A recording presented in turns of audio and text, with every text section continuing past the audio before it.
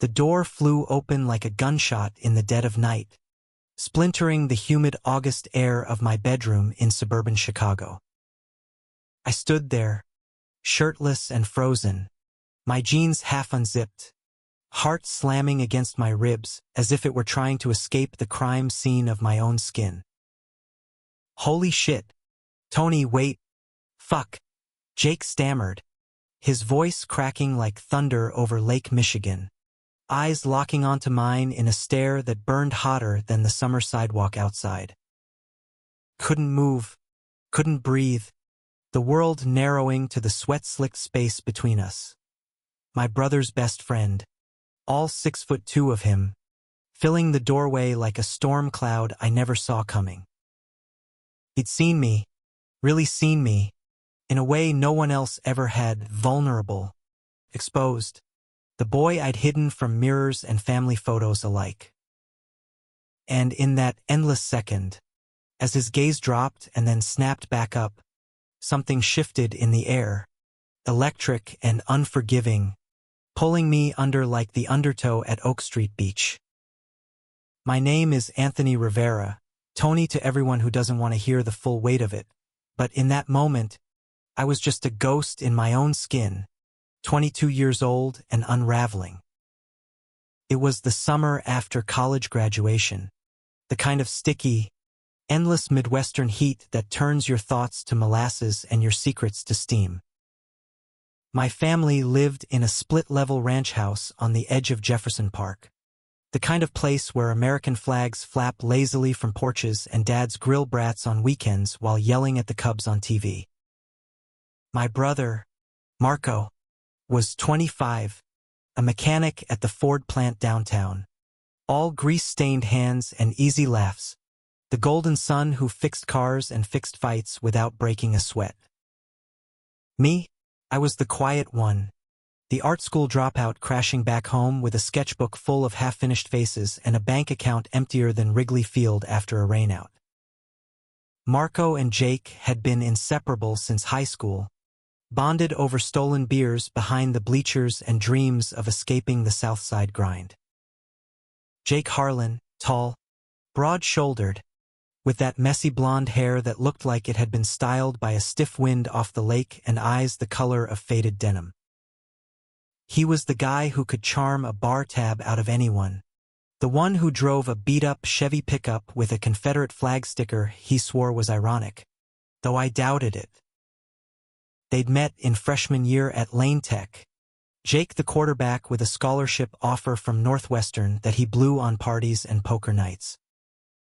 Now, he worked construction, building high-rises that scraped the Chicago sky, his body a map of hard labor, sun-freckled arms, a faint scar snaking across his collarbone from a rebar slip last winter. That night, Marco had dragged Jake over for a guy's night, code for cracking open a case of Old Style and blasting Springsteen until the neighbors banged on the wall.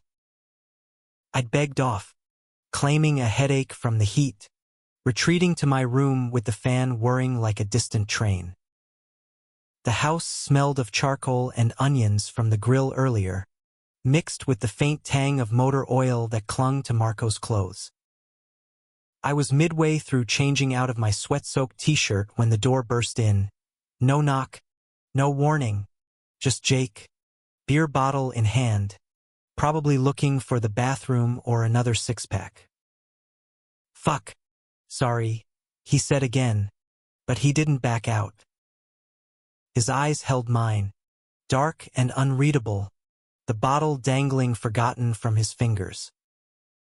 I fumbled for my shirt on the bed, bunching it against my chest like armor, my face burning hotter than the devil's playground.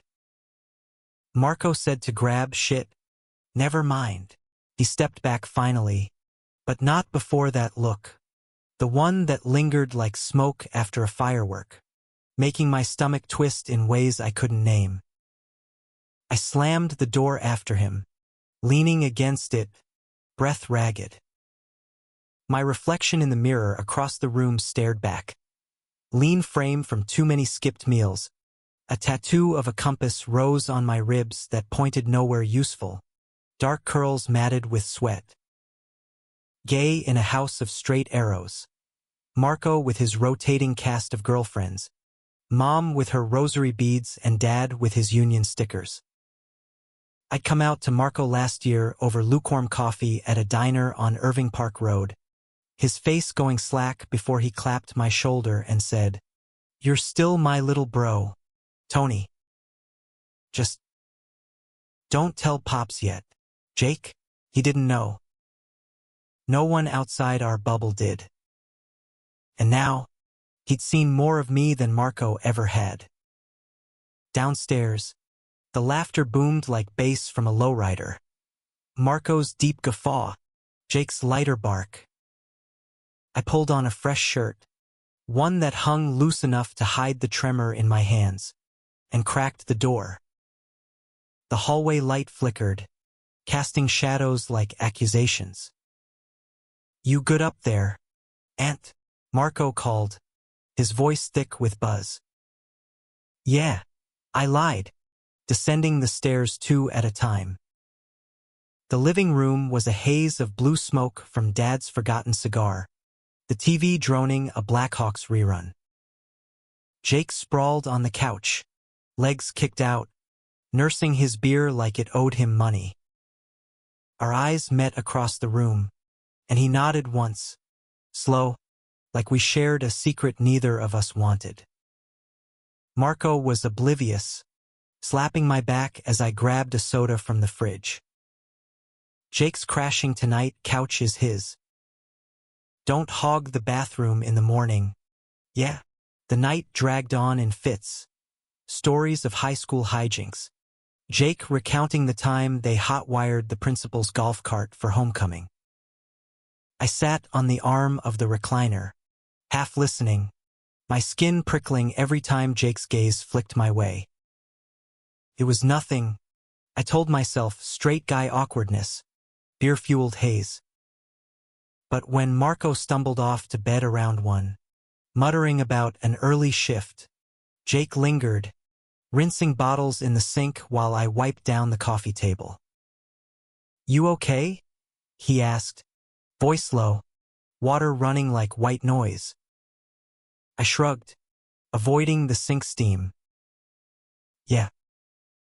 Door was unlocked. "My bad." He turned off the tap, drying his hands on a dish towel that smelled like bleach. "Nah, mine. Should've knocked. A beat, then didn't mean to. Catch you like that." The words hung there, heavy as the humidity. I forced a laugh, brittle. "It's fine. Not like you haven't seen a guy in his boxers before." Locker room shit, but his eyes weren't laughing. They searched mine, something raw flickering behind the blue, like regret, or hunger, or both. "Not like that, Tony." He stepped closer, close enough I could smell the hops on his breath, the faint cedar of his cologne cutting through the kitchen's grease. "You're different. Marco's kid brother." "Yeah, but..."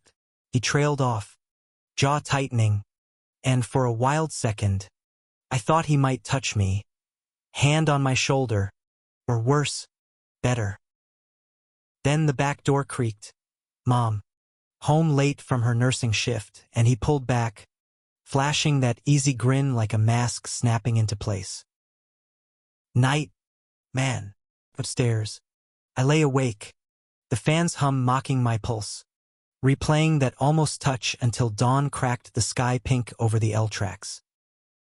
The next morning, the house thrummed with routine, Dad's coffee percolating, Marco's truck rumbling to life in the driveway. Jake was gone before breakfast, his side of the couch neat, a scribbled note on the fridge, "Thanks for the crash pad. Oh, you won." Jay crumpled it, but not before tracing the loop of his J, wondering what debt he meant. Weeks blurred into that peculiar Chicago summer rhythm, lake breezes teasing relief before the heat clamped down again. Marco worked doubles. Mom pulled graveyard shifts at Advocate. Dad tinkered in the garage with his 72 Nova. I tempied at a graphic design firm downtown, riding the blue line with commuters who smelled of coffee and regret, sketching strangers' faces in my notebook to forget my own. Jake texted Marco sporadically, game nights, barbecues, but he showed up unannounced one sticky Friday, toolbox in hand, offering to fix the leaky faucet Mom had been nagging about. Figured I'd earn my keep, he said, winking at Marco, but his eyes slid to me, lingering on the tank top clinging to my shoulders from a run along the 606 trail. We worked in the kitchen while Marco napped off a hangover. Jake under the sink, me handing tools, our fingers brushing over a wrench like static on a bad radio signal. "You draw a lot?" he asked out of nowhere, nodding at my sketchbook on the counter, open to a half-done portrait of a barista from the corner Starbucks, all sharp cheekbones and shadowed eyes. "Yeah." Keeps me sane. I flipped it shut, heat creeping up my neck. He emerged, wiping grease on his jeans, faded Levi's that hugged his thighs like they were custom. "Show me sometime." "Bet you're good." It was casual, but his voice dipped low, the kind of tone that vibrated in your chest. That night, after pizza and a White Sox loss that had Dad cursing in Spanish, Jake stayed for beers on the back porch. Fireflies danced like drunk Morse code, the air thick with cut grass and distant sirens. Marco dozed in his lawn chair, empty bottle cradled like a baby. Jake and I really talked, for the first time. About college regrets, his football burnout, my imposter syndrome at SAIC. About the city chewing you up, his cruise layoffs last winter, my freelance gigs drying up. His laugh was quieter one-on-one, less show, more real, rumbling like thunder rolling in from Indiana. "You ever feel like you're playing a part?" I asked, staring at the stars smudged by city glow. "Bold, maybe," the IPA loosening my tongue. He took a long pull from his bottle, Adam's apple bobbing. "Every damn day. The bro code, the job site bullshit. Act tough or get eaten." His knee bumped mine under the table. Accidental? And neither of us moved. "What about you, Tony? What's your mask?" I swallowed, the truth bitter as black coffee. "Hiding who I am. From family, friends. Myself." The words slipped out, unplanned, the porch light buzzing like a confession booth. He didn't flinch. Didn't pull away. Instead, he leaned in, voice a gravel whisper. "Ain't nothing wrong with that. With you." His hand landed on my forearm, warm and calloused, thumb brushing my skin in a circle that sent sparks up my spine. Time stretched, the world narrowing to that touch, his breath mingling with mine, close, too close, the line between friend of brother and something else blurring like rain on a windshield. Marco stirred then, groaning about needing water, and Jake's hand vanished. But the ghost of it lingered, a brand I carried into dreams that night. His mouth on mine, rough and urgent, the taste of salt and summer.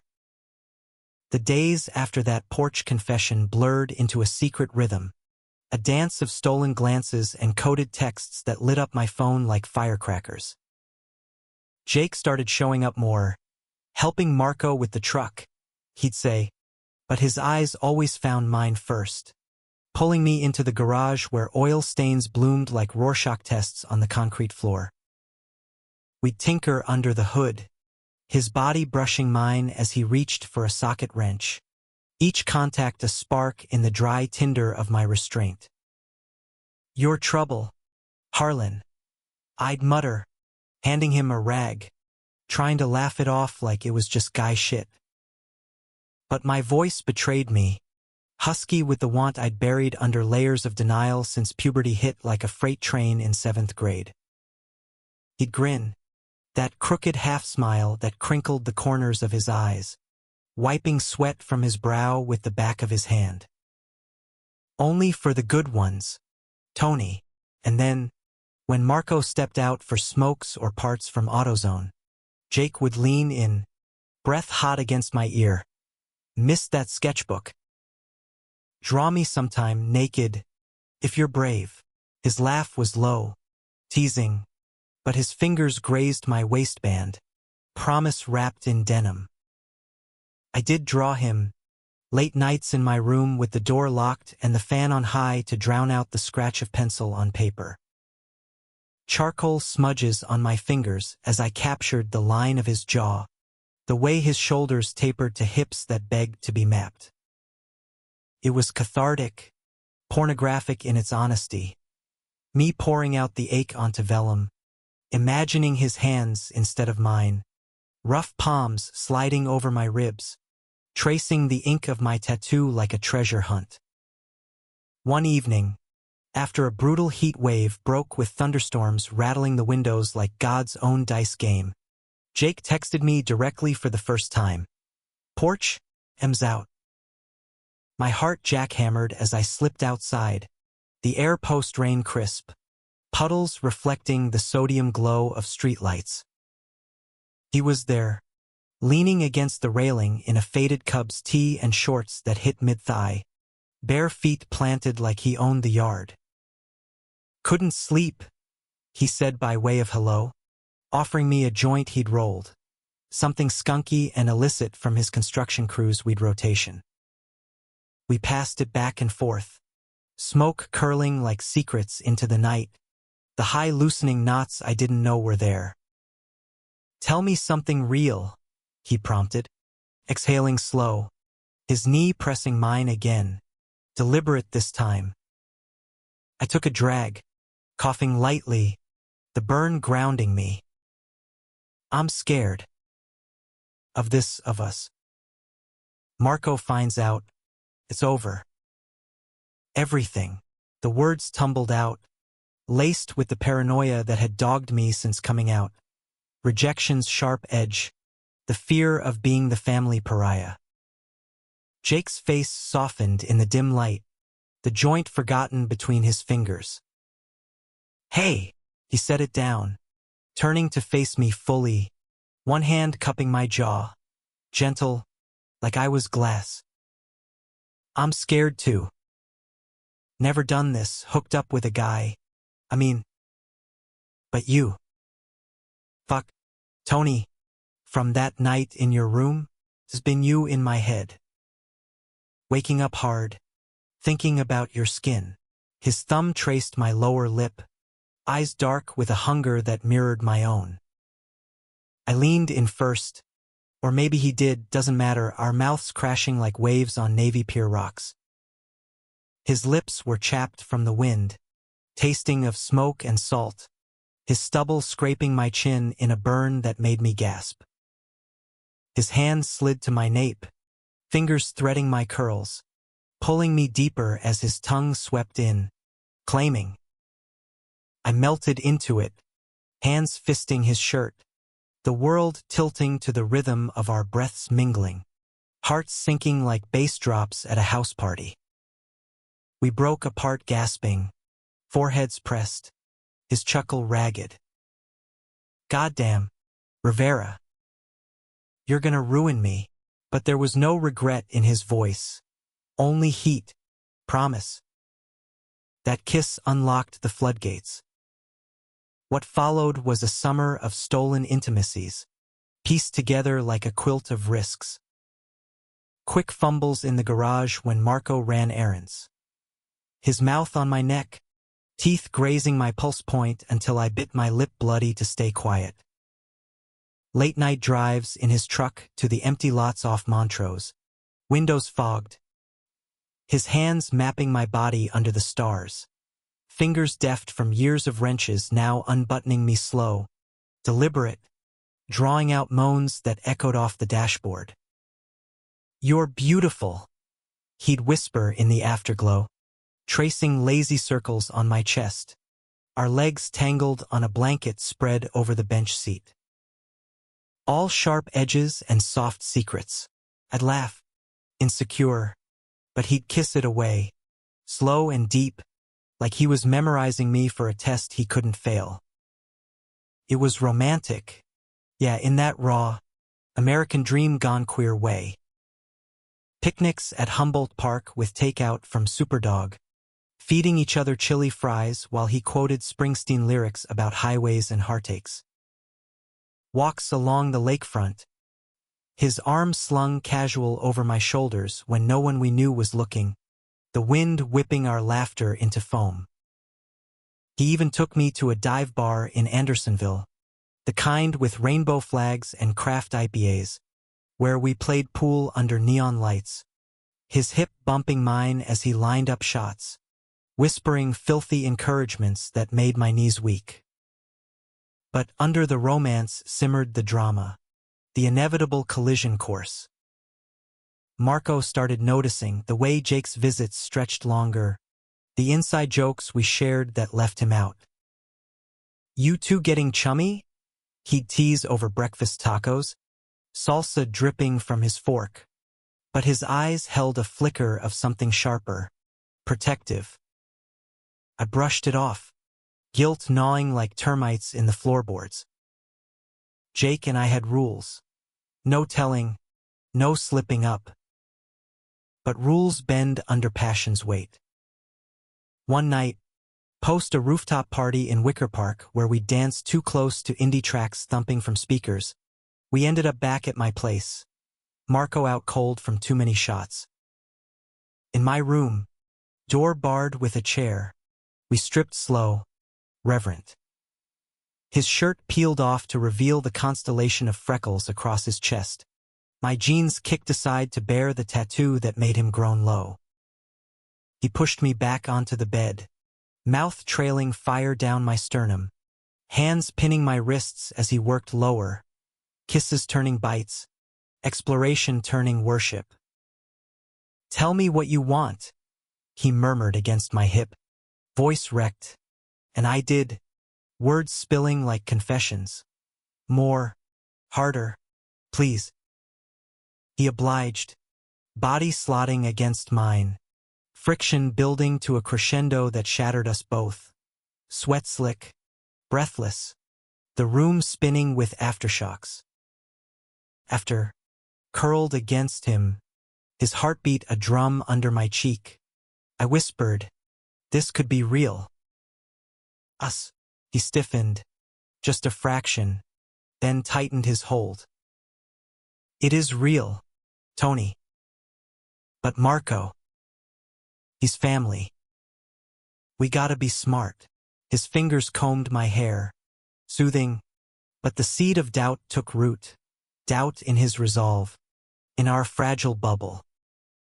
Fall crept in like a thief, leaves turning gold along the boulevards, the air crisping with the promise of change.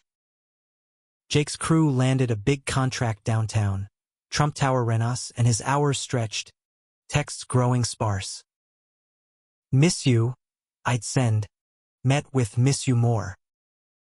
Busy as fuck, and a heart emoji that felt like a placeholder. I threw myself into freelance. Logos for local queer nonprofits, murals for PFLAG events, the work a balm for the loneliness creeping back. Then the betrayal hit, swift as a southbound L train. It was a Thursday, gray skies spitting rain like accusations. I'd swung by the site after a client meeting, lunch bag in hand, subs from Portillo's, his favorite Italian beef. The foreman waved me through the chain link, hard hat perched jaunty on my head. Jake was on the 15th floor, silhouette stark against the skyline, but as I rounded the scaffold, voices carried his laughing deep and a woman's, "Hi." flirtatious. Peeking through the plywood, I saw her, long legs in yoga pants, ponytail swinging, arms looped around his neck as she planted a kiss square on his mouth. Not a peck, a full, hungry claim, his hands on her waist like they belonged there. Sarah, Marco had mentioned once, ex from college, the sorority girl who'd got him through finals, back together, apparently, while I'd been sketching his ghost. My stomach plummeted, the bag crumpling in my fist, grease soaking through. I backed away, boots scraping gravel, tears blurring the safety rail.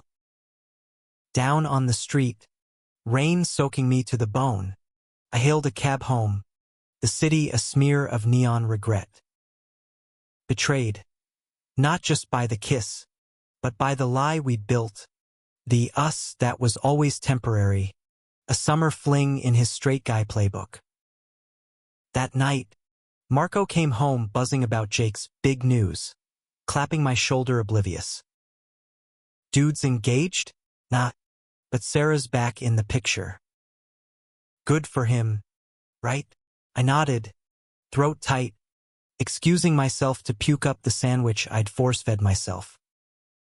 Jake texted later. Hey, you around? Need to talk. I stared at it, thumb hovering, then deleted the thread. Every flirty meme, every late-night heart. Blocked him, the click final as a guillotine. In bed, sketchbook open, I drew him one last time. Not the lover, but the Judas, eyes averted, mouth stained with another's red. The fallout festered like an untreated wound. Marco noticed my withdrawal, chalking it to post-grad blues, dragging me to Bulls games where the roar of the crowd drowned my silence. Mom cornered me in the kitchen one Advent Sunday, her nurse's scrubs still on, rosary clicking like worry beads. Mijo, what's eating you? Talk to Mama. I almost spilled about Jake. The kisses, the knife twist, but swallowed it, hugging her tight instead. Just life, Ma. It'll pass. Winter clamped down, snow blanketing the alleys in hush, the holidays a minefield of forced cheer. Christmas Eve Mass at St. Hyacinth, candles flickering like fragile hopes, Jake's absence a ghost at the pew. New Year's, Marco threw a rager, fireworks popping over the expressway, and there he was, through the crowd, Sarah on his arm in a sequined dress, her laugh tinkling like breaking glass. Our eyes met across the keg, his widening in shock, then softening with plea. I turned away, grabbing a solo cup of flat beer, the burn in my chest fiercer than the cold outside. He cornered me later by the garage, away from the bass-thumping playlist, his breath fogging the air. Tony, wait, don't. My voice was ice, sharper than the wind off the lake. Saw you. With her. On the site. He winced, running a hand through his hair, snowflakes melting in the strands. It wasn't shit. It was a mistake. Old habits, you know? But I ended it. That night. Because of us. Us. I laughed. Bitter. Steam puffing from my mouth. There is no us, Jake. You made that clear. I'm just the side quest, the experiment before you settle down with the white picket fence and 2.5 kids. His face crumpled, raw in the porch light, vulnerability cracking the tough guy facade. That's not fair. Panicked. Okay, Marco's my brother, and this being with you, it's realer than anything I've felt. Scared the shit out of me. He stepped closer, hand outstretched, but I flinched back. Too late. The words hung, heavy as lead, and I pushed past him, the party noise swallowing my sob. Spring thawed the ice, but not the rift. Chicago bloomed reluctant, tulips pushing through mulch in Grant Park, the air humming with the promise of rebirth I couldn't touch. I threw myself into work, a mural for a youth center in Boys Town, vibrant strokes of lovers hand in hand against a skyline of hope, each brushstroke an exorcism of Jake's ghost. Friends from art school, queer kids with pierceds and poetry slams, pulled me into their orbit, brunches at Tweet where mimosas chased away the what-ifs. But nights were brutal, the bed too big, dreams replaying his touch like a looped reel. Marco sensed the shift, his protectiveness sharpening. "You been weird since summer," he said one April afternoon, tools clanging in the driveway as he tuned up the Nova. I was sketching from the porch steps, charcoal blurring under my thumb. "Spill it, and is it a guy? That prick from SAIC who ghosted you?" I hesitated, the truth a boulder on my tongue. "Kinda. But it's complicated." He wiped his hands, sitting beside me, the spring sun warming the concrete.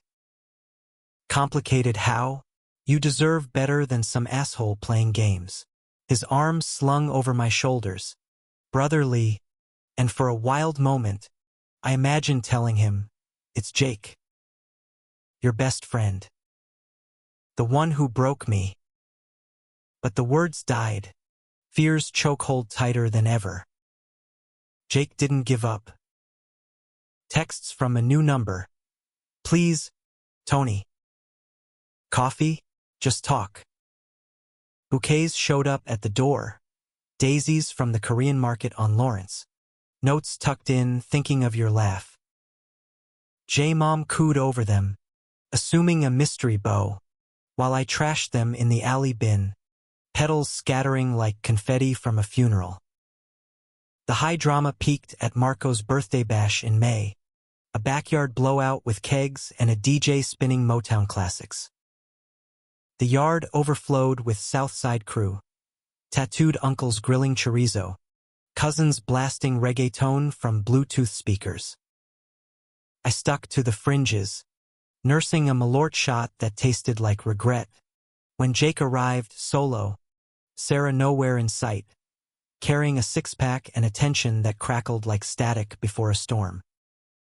Marco bear hugged him, oblivious, slapping his back. "'Bout time. Man, where's the ball and chain?" Jake's smile strained. "We, called it quits. Amicable." His eyes sought mine over Marco's shoulder, pleading, and I turned away, heart hammering. Later, as dusk painted the sky bruise purple, he found me by the fence, away from the laughter and clinking bottles. "5 minutes, he begged, voice rough from disuse. "Hear me out." I crossed my arms, the wood digging into my spine. "Why? So you can spin more lies." He exhaled sharp, stepping into my space, close enough to smell the soap on his skin, the faint sawdust from work. "No lies. I fucked up, Tony. Bad." When Sarah showed, it was reflex falling back into easy, safe. But it tasted like ash. Because all I could think was you. Your hands, your mouth, the way you look at me like I'm more than this.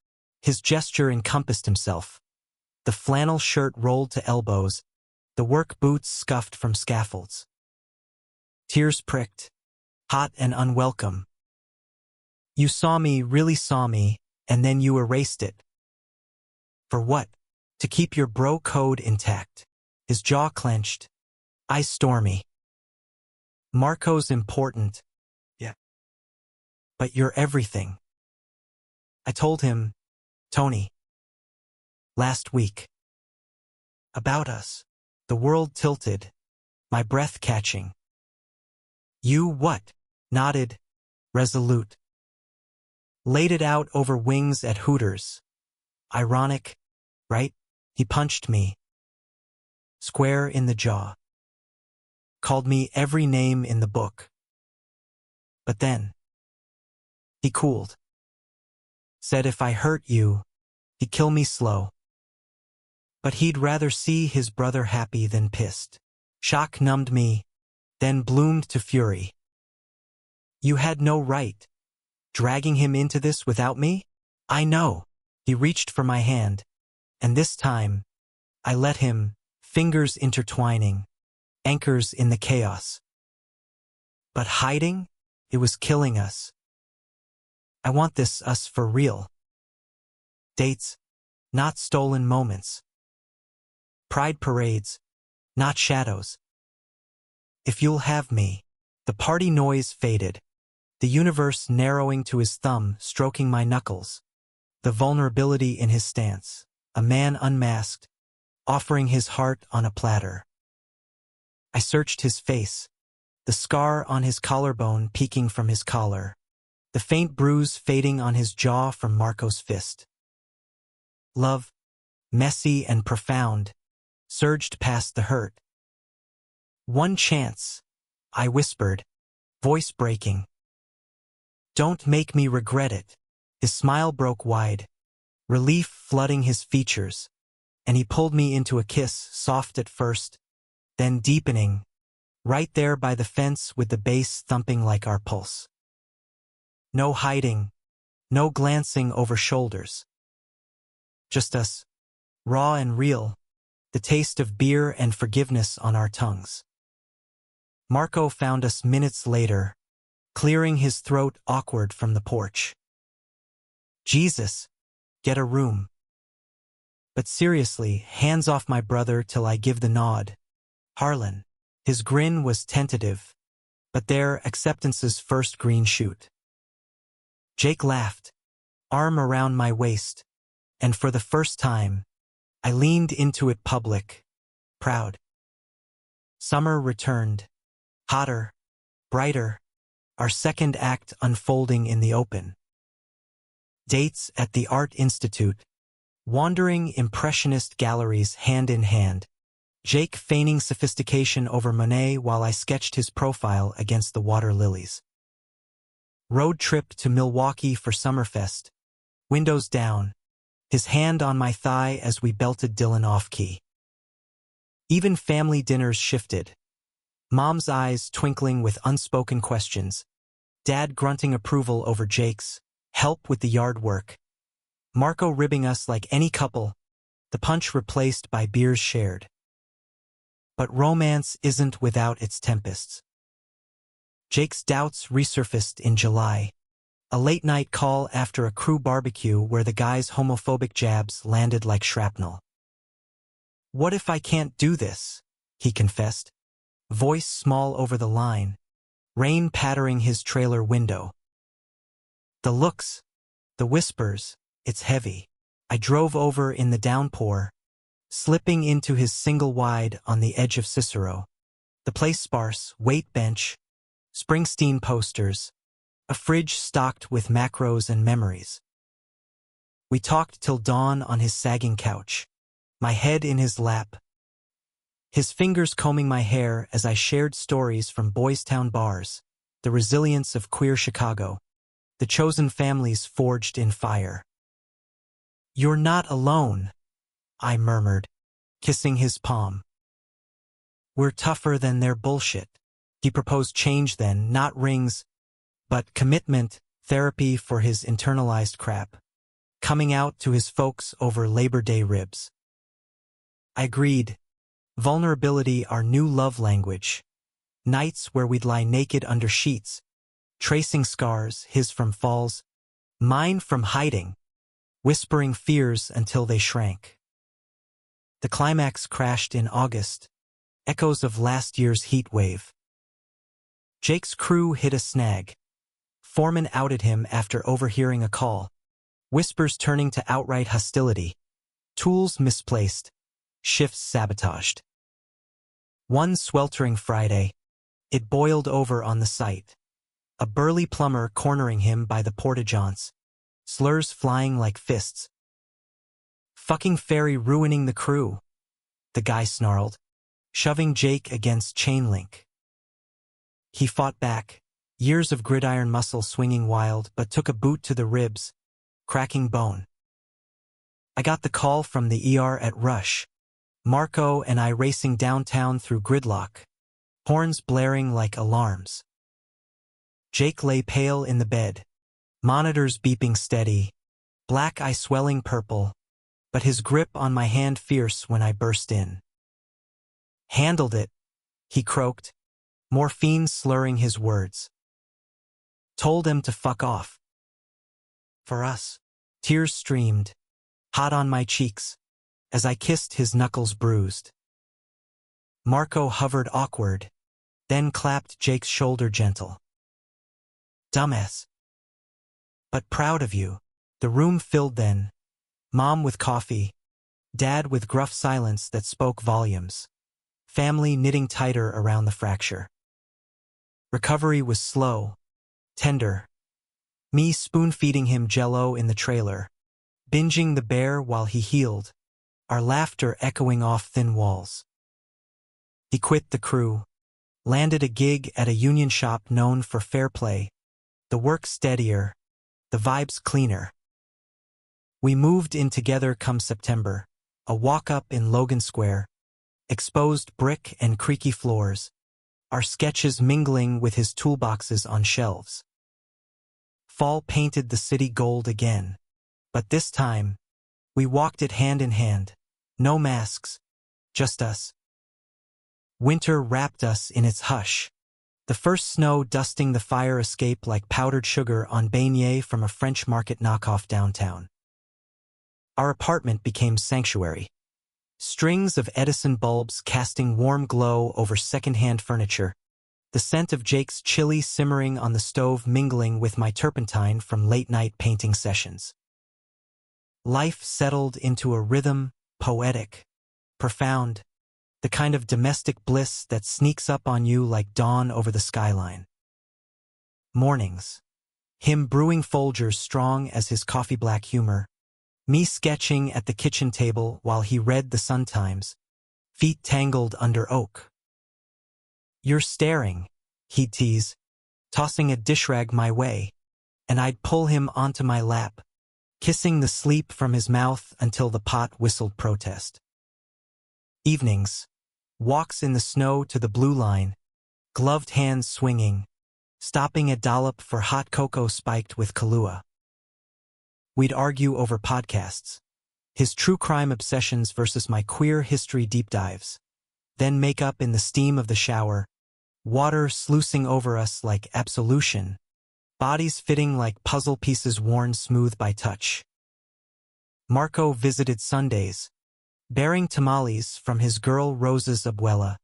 The three of us sprawled on the couch watching Bears games, his jabs at Jake gentler now, laced with affection. "Don't fuck it up, Harlan," he'd warn, but his eyes said brother, the bond reforged stronger. Mom sent care packages, empanadas frozen solid, notes in her looping script, "Be good to each other, Ms. Amores." "Dad?" He thawed slow, a grunted proud of you, son over Easter lamb, Jake included in the nod. But humanity's arc bends toward light through shadow, and our story wasn't without its quieter storms. Jake's coming out to his parents, a stiff dinner in their Orland Park ranch, starched linens and meatloaf, ended in tears, his dad's silence a wall, his mom's hug tentative but thawing over months of calls. "Give him time," I whispered that night, holding him as sobs shook his frame, the vulnerability cracking me open too. We cried together, then made love fierce and slow, reclaiming power in the tangle of sheets. My own doubts surfaced in spring, a freelance dry spell hitting like a Chicago wind, imposter syndrome whispering I wasn't enough, for him, for the life we built. One rain-lashed afternoon, I lashed out, "What if you wake up one day and realize I'm the mistake?" Words flung like lightning, born of fear. He pulled me close, rain drumming the windows like applause. "Anthony Rivera," he said, voice steady as Lake Michigan calm. "You're the best goddamn thing that's happened to this stubborn heart. We're in the shit together, rain or shine, Cubs win or lose." He kissed my temple, then my doubts away, one by one, until I believed him. Believed us. Pride that June was our triumph. Rainbow flags snapping from the L tracks, the parade a river of color down Halstead.